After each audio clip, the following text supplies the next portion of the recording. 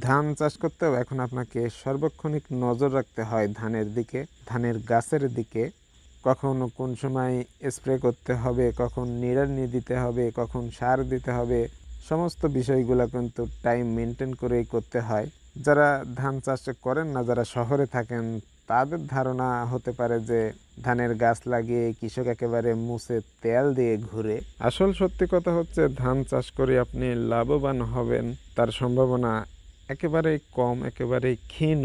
তারপরও গ্রামের কৃষকেরা, আমরা যারা গ্রামে থাকি, এরা ধান চাষ করতে অভ্যস্ত।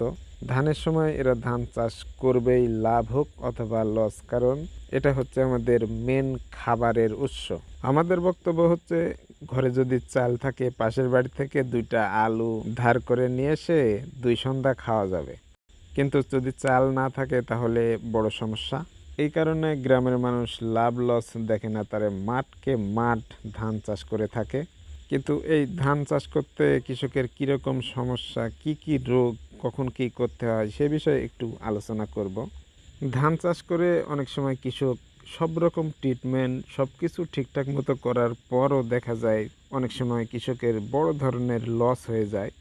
কারণ এখন নতুন নতুন রোগ আসতেছে, নতুন নতুন পোকার আক্রমণ হচ্ছে। আজ থেকে কয়েক বছর আগেও শুনিনি কারেন্ট পোকা কি। 1 সপ্তাহ জমিতে না গেলেই কারেন্ট পোকাতে একেবারে ধান খেয়ে শেষ করে দেয়। আরও একটা বড় সমস্যা দেখা যাচ্ছে, ইঁদুর তাড়ানো যাচ্ছে না ধানের ক্ষেত থেকে। আপনি সব কিছু ঠিকঠাক মতো করলেন, আপনার জমিতে ধান পাকতেছে বা ধান থোড় হচ্ছে, এই সময় ইঁদুর এভাবে ধান নষ্ট করে যা একজন কৃষকের খুব খারাপ লাগে।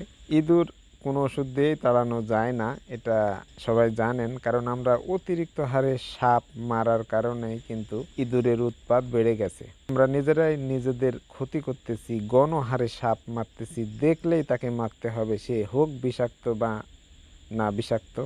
যাই হোক, আজকে যে বিষয়টা নিয়ে কথা বলবো তা হচ্ছে এই ধানের বয়স 22 থেকে 25 দিন হবে। এই ধান লাগানোর 1 সপ্তাহ পরে এখানে মোটামুটি সার, কীটনাশক, ঘাস মারার বিষ সবকিছুই দেয়া হয়েছে। 20-25 দিন বয়সের ধানে কি কি সমস্যা হচ্ছে সেগুলা আজকে আমরা দেখব। একটা ফটো বিশ্লেষণ করে আমরা দেখার চেষ্টা করব কি কি সমস্যা হয়, কি কি সমস্যা হতে পারে। আমরা একটা ফটোর মাধ্যমে বিষয়টা একটু বোঝার চেষ্টা করি। 20-25 দিন বয়সের ধানের গাছগুলা দেখেন যে কিভাবে মারা যাচ্ছে। এটা একটা পোকার আক্রমণ। ফুতি পোকা, সাদা সাদা যে একটা পোকা হয় ধানের জমিতে, সেই পোকার থেকেই জন্ম হয় লেদা পোকার। ভালো করে যদি দেখেন,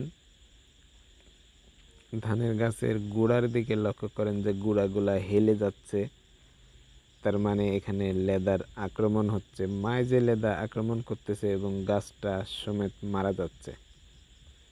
এদিকে ভালো করে দেখেন,